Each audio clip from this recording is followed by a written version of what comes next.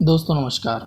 इस समय रूस और यूक्रेन के बीच युद्ध जारी है और इसी समय यूक्रेन एम्बेसडर इगोर पोलिक का बयान आया है जो चर्चा में बना हुआ है। India is very influential global player. Modi ji is one of the most powerful and respected leaders of the world. इस वीडियो में इगोर कह रहे हैं कि भारत एक प्राचीन सभ्यता वाला देश है। जब यूरोप में सिविलाइजेशन नहीं थी तब भारत में डिप्लोमेसी पर कार्य हो रहा था, जिसमें उन्होंने चाणक्य और महाभारत का एग्जाम्पल दिया। साथ ही मोदी जी को पावरफुल लीडर कहा। तो सवाल है, ऐसा कहा क्यों?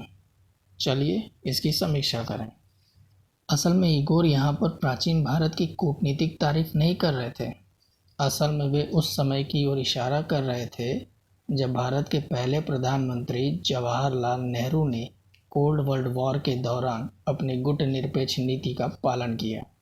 जी हाँ, तो इगोर पीएम मोदी की नहीं, पीएम नेहरू की कूटनीतिक शक्ति की बात कर रहे हैं। चलिए जानते हैं कैसे।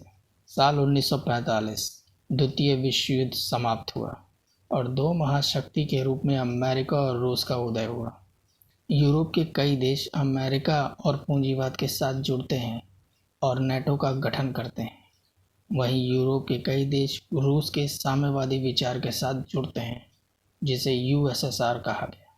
इसी समय इनके बीच ये होड़ लगी थी कि विश्व के कौन कौन से देश इनके साथ आएंगे। अब भारत 1947 में आज़ाद हुआ। भारत के पहले प्रधानमंत्री नेहरू ने विदेश नीति में गुटनिरपेक्षता को स्थान दिया, जिसमें कहा गया, न हम अमेरिका के साथ हैं न यूएसएसआर के, हम अपनी विदेश नीति स्वयं बनाएंगे। आसान भाषा में कहें, आत्मनिर्भर भारत की नीति। ये शब्द पहले नहीं प्रयोग होता था, पर देश इस राह पर चलता रहा है। ऐसे कई मौके आए जब विश्व ने कहा भारत रूस की तरफ जा चुका है, और यही भारतीय गुटनिरपेक्षता का सबसे बड़ा उदाहरण है कि भारत अपने समय अनुसार निर्णय लेता है।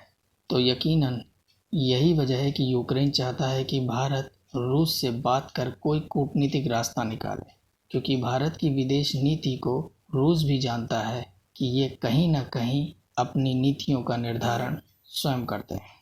इसका प्रमाण है, जब यूएन में यूक्रेन चर्चा के दौरान भारत ने अपनी बात रखी थी, उसके लिए रूस ने भारत की इंडिपेंडेंट पोजीशन की तारीफ की थी। और ऐसी परिस्थिति में जब भारत, यूक्रेन और रूस इस समझौते के लिए आगे बढ़ेंगे तो इसके पीछे कोई प्रोपेगेंडा कूटनीतिक नहीं, बल्कि एक समान कूटनीति होगी।